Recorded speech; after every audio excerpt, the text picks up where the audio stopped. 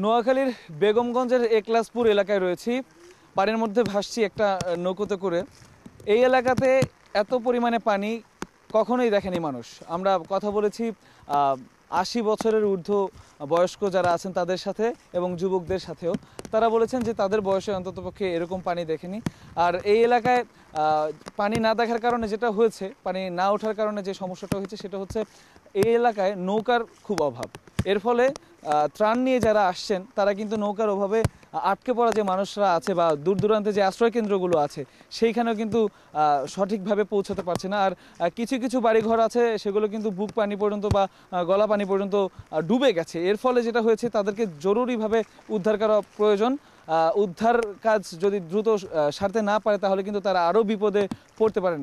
এর জন্য চাই নৌকা। সেই নৌকার ব্যবস্থা এখনও পর্যন্ত খুব বেশি হয়নি।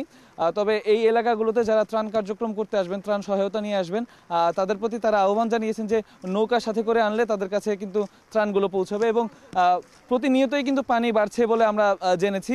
এবং আজকেও গতকালকে রাত্রের থেকে আজকে পর্যন্ত প্রায় ১.৫-২ ফুট পানি কিন্তু বেড়েছে। এবং পানির সাথে যেই সবচেয়ে বড় বিপত্তি যেটা হয়েছে সেটা হচ্ছে বৃষ্টি। গতকাল রাত থেকে আজ পর্যন্ত কিন্তু ভারী বৃষ্টি হচ্ছে এবং কখনোই কিন্তু বৃষ্টি থামছে না, গুড়ি গুড়ি হলেও কিন্তু বৃষ্টি হচ্ছে। এর ফলে যেটা হচ্ছে মানুষজন যে একটু বাইরে যাবে বা কারো কাছে সাহায্যের আবেদন করবে সেই ব্যাপারটাও কিন্তু তারা করতে পারছে না। এর ফলে বেশ দুর্ভোগে রয়েছে এই এলাকার মানুষ।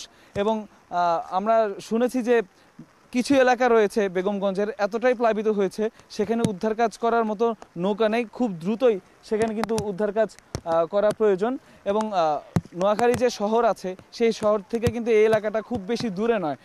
দূরে না থাকলেও কিন্তু যে পরিমাণে পানি উঠে গেছে, ত্রাণ সহায়তা যেভাবে অপর্যাপ্ত যে ত্রাণ ব্যবস্থা রয়েছে সেটার কারণে কিন্তু এই এলাকার মানুষ এখন বেশ বিপত্তিত রয়েছে।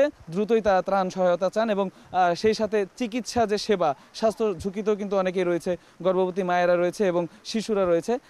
তাদের যাতে চিকিৎসা সেবা দেওয়া হয় বা চিকিৎসা ক্যাম্পিং করা হয় সেই ব্যাপারেও কিন্তু তারা একটা জোর দাবি জানিয়েছে।